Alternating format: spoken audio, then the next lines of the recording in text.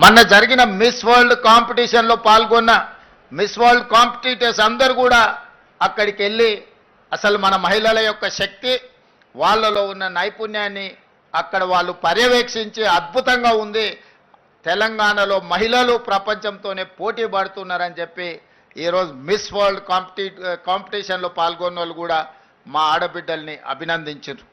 ఇవాళ అందుకే నేను చెప్పిన స్వయం సహాయక సంఘాలలో ఈరోజు 65 లక్షల మంది ఉన్నారు.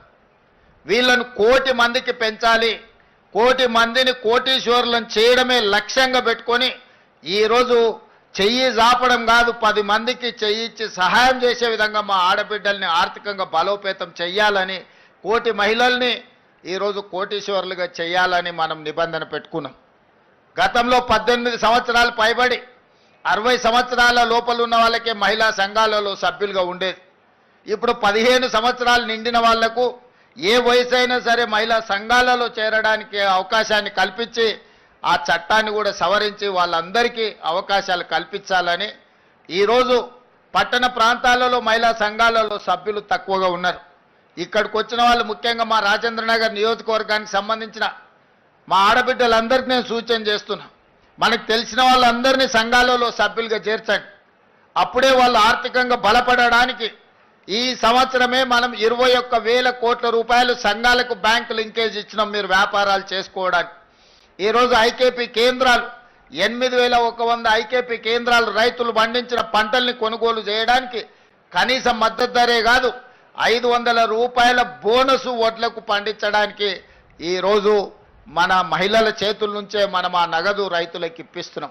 ఇదే కాదు మా అక్కలందరూ ఇడుండ్రు, అక్క సన్నబియ్యం వస్తున్నాయా అక్క సన్నబియ్యం వండినరా తింటున్నారు కదా, అందరు మంచిగా ఉంది కదా. గతంలో దొడ్డు బియ్యం ఎప్పుడైనా వండుకొని పిల్లలకు పెట్టిరాక గట్టిగా చెప్పాలి.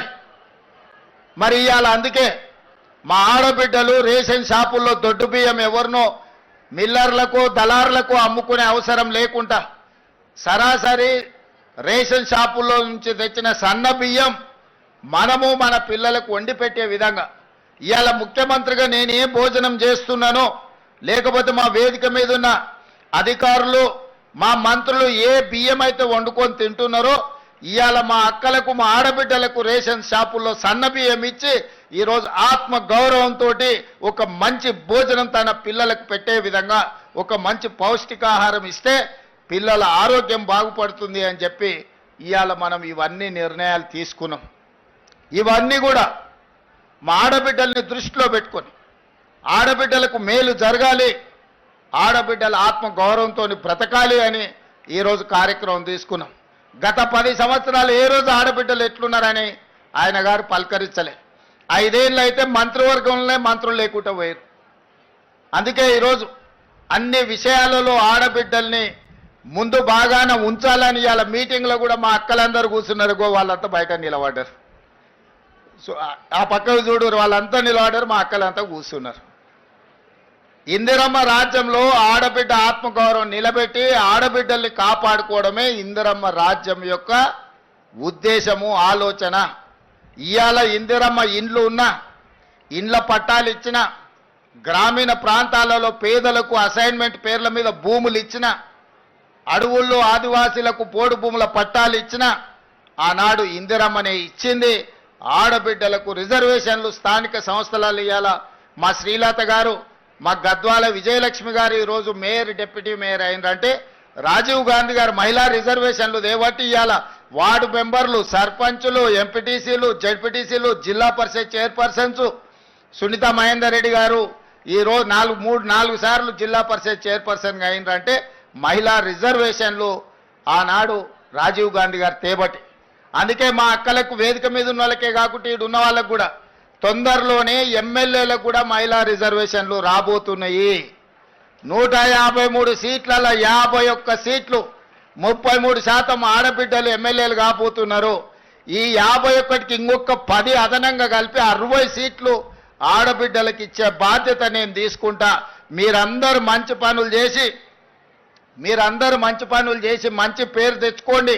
మిమ్మల్ని గుర్తించి మీకు ఎమ్మెల్యే టికెట్లు ఇచ్చడమే కాదు, మిమ్మల్ని గెలిపించుకునే పూచి కూడా నాది.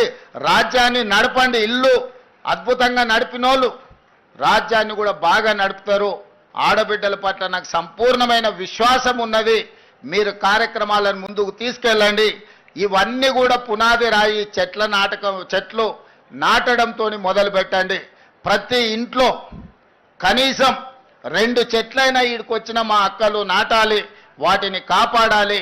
అప్పుడే మనం అందరం ఈ ప్రకృతి నుంచి కాపాడబడతామని తెలియజేస్తూ ఈ కార్యక్రమం తక్కువ సమయంలో గొప్పగా ఏర్పాటు చేసిన శాఖ అధికారులకు, స్థానిక శాసనసభ్యుడికి, ప్రజాప్రతినిధులకు అందరికీ కూడా మనస్ఫూర్తిగా అభినందనలు తెలియజేస్తూ సెలవు తీసుకుంటున్న. ధన్యవాదాలు మిత్రులారా.